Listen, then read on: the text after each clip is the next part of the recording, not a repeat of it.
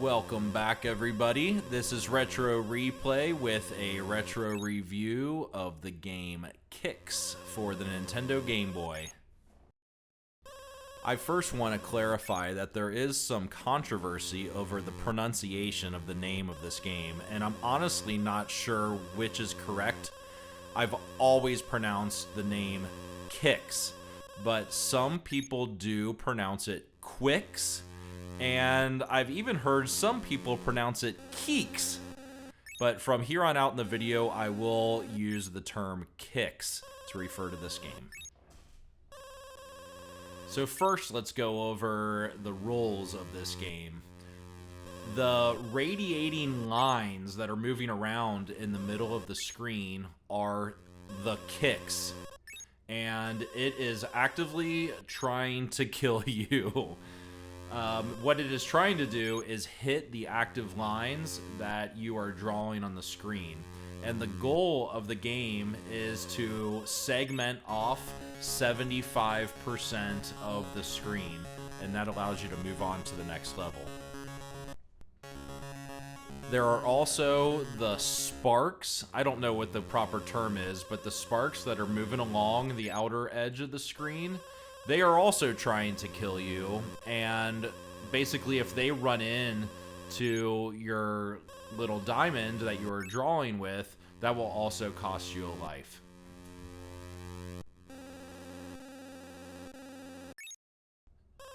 One other gameplay note is there are two types of lines that you can draw.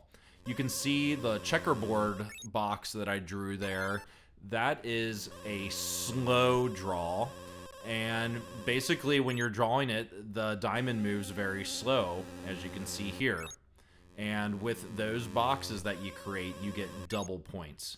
But they're also double the risk, so they can be very dangerous. And then there is the normal draw, or the fast draw, which is what I'm typically using in this playthrough. I do not claim to be good at this game, or an expert by any means. I just enjoy it. It's a fun puzzle game. I think I played for maybe 45 minutes or so before I even made it past level 3. In this playthrough that I'm showing here, I do make it to level 7 and die immediately.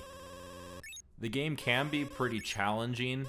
The kicks kind of has a mind of its own. It moves very randomly, but it seems that as you draw longer lines, if you draw a very long line, it will just go right for you quickly and try to kill you. But it does just kind of randomly move around, which makes the game very haphazard, very random, and very challenging. You really never know what's going to happen. Every time you play this game, it plays out differently. I really think that's the mark of any good puzzle game. It needs to be different every time you play. A lot of games, you think of platformers like Super Mario Land, it's the exact same game every time you play. But in games like this, it's always different. You never know what's going to happen, and it just makes that more fun, and it gives it a lot of replay value, even though it's a very simple game. And you can see there, I just had my first death. The kicks hit my diamond and killed me. So now I have 1 life left, actually 2, including the one I'm currently using. Like I said, I don't really have good strategy in this game. I don't really know what good strategy is. My strategy is typically to draw smaller boxes and stay close to the edges. So if the kicks starts coming very close to you, you can quickly finish the block that you're creating and not get killed. One thing I've noticed that probably is part of a good strategy is to draw small protrusions that come out, and this can actually cause the kicks to get trapped or blocked into certain areas of the screen, which will allow you to do slow draws on the other side of the screen. I really don't do much of that here though, because I really, like I said, don't have a strategy. So I got to stage 4 here, which was a big jump for me. It took me forever to get to this point.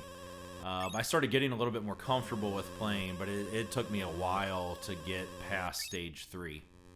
And this stage 4 is actually a very important stage. Once you finish this, you get a little animation screen, but also it starts the next section of the game, which puts 2 kicks, or kickses, whatever, on the screen that you're trying to play against.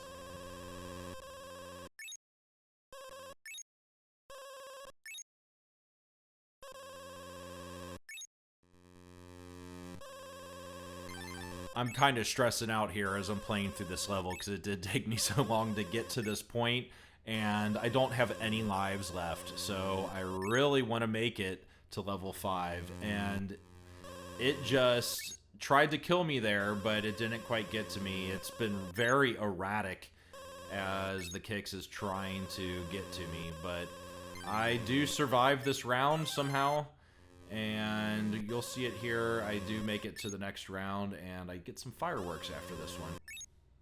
I also just got an extra life there, which proves to be hugely beneficial on this playthrough.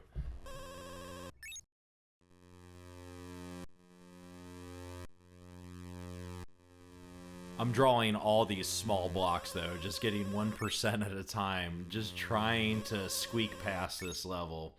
It was very stressful.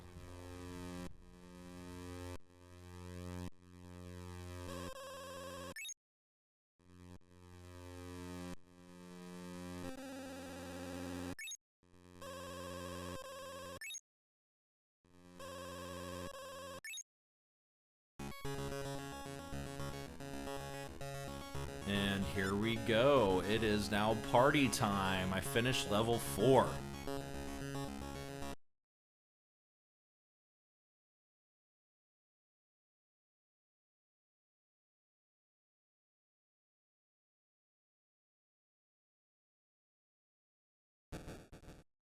You have to admit, those are some amazing graphics for fireworks.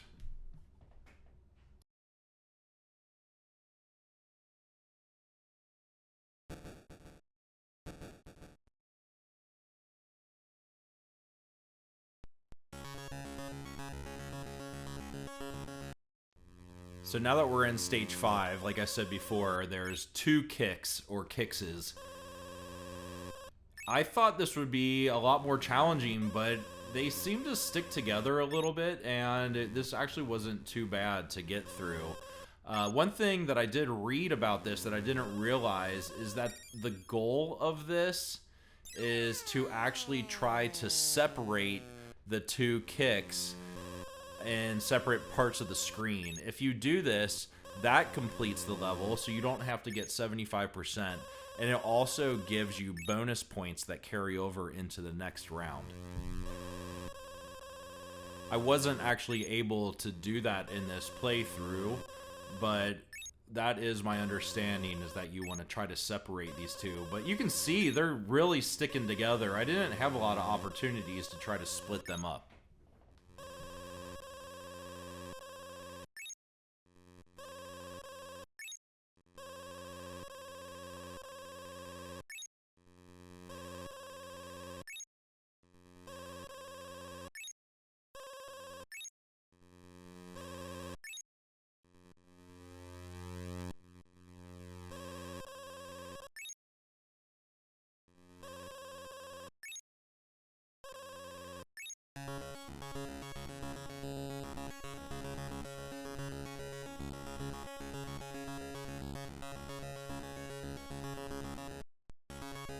And of course, with any good puzzle game, these stages just get more and more challenging as you go along. The kick seems to get more offensive and more erratic. More of these sparks show up on the screen to make it more challenging. There were points on some of the other levels where there were 5 or 6 of those sparks trying to track down my diamond. That makes it very challenging as you're trying to maneuver around these lines and create your boxes.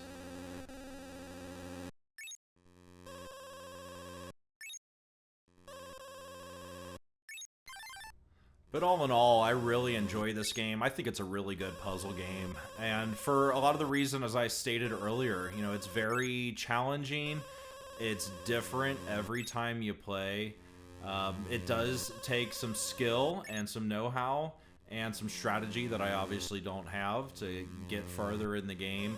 But I do enjoy this a lot. I still enjoy it today. I played it a lot when I was a kid too, but I don't think I was ever very good at it. There's other versions of this game. I believe it's on the Nintendo Entertainment System as well as several other platforms.